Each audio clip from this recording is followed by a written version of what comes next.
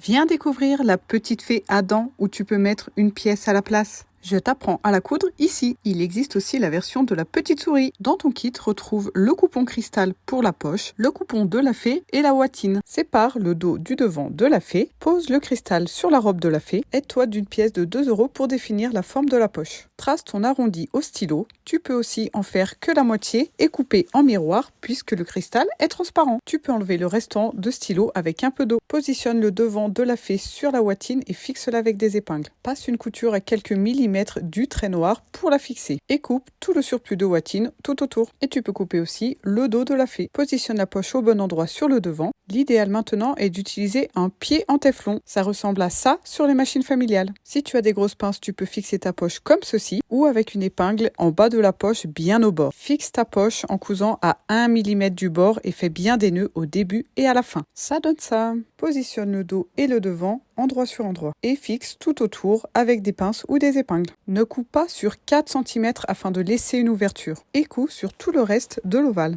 La valeur de couture est de 5 mm ou bien au maximum de la largeur de ton pied de biche. Laisse bien la valeur de couture entière en face de ton ouverture et dégarnis tout le reste à 2 mm à peine. Il ne reste plus qu'à retourner ta fée grâce à l'ouverture et c'est là qu'il est important d'avoir fait des bons nœuds à la poche pour éviter qu'elle ne se découse. Tu peux aussi t'aider d'un repousse-angle comme celui-ci pour réaliser des jolis arrondis. Rentre les valeurs de couture pour fermer l'ouverture et repasse bien ta petite fée, non pas sur l'endroit pour ne pas faire fondre la poche, mais bien sur le dos. Pique sur tout le tour de ton ovale à 1 ou 2 mm du bord. Et voici notre petite fée terminée, prête à recevoir la dent et la pièce. J'espère que tu as apprécié ce tutoriel et n'oublie pas de commenter, liker, partager et retrouve-moi vite avec d'autres contenus couture. Abonne-toi!